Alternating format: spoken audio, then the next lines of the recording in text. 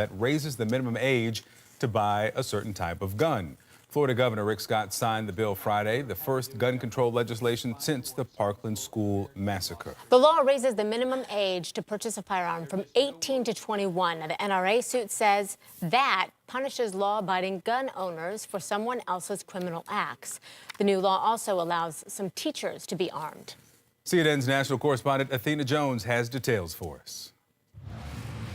Hi there. Before signing this bill into law, Governor Scott praised the legislature. He also praised the students at Marjory Stoneman Douglas and the parents of the victims of that shooting in Parkland for their advocacy. He also talked about the compromises that were necessary to get this legislation to his desk just 3 weeks after that horrible shooting. Take a listen.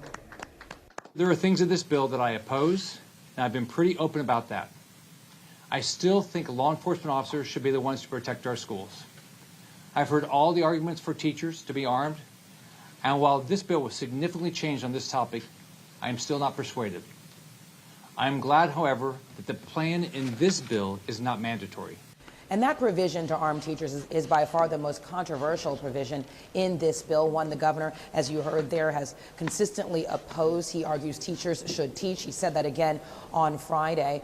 And in fact, the Florida Education Association, which represents some 140,000 teachers and school staff across the state of Florida, had been urging the governor to use his line item veto power to veto the $67 million in this bill that was set aside for the program. He chose not to do that. He said instead he wants to talk with the legislature to make sure that any of that $67 million that doesn't end up getting used for these programs can instead be redirected to increase law enforcement presence on school campuses. The families of Parkland victims, several of whom spoke to the press after the bill signing, said that they see this as a good first step on the journey to making schools safer, and they urged states across the country to follow Florida's lead to harden schools, to increase security,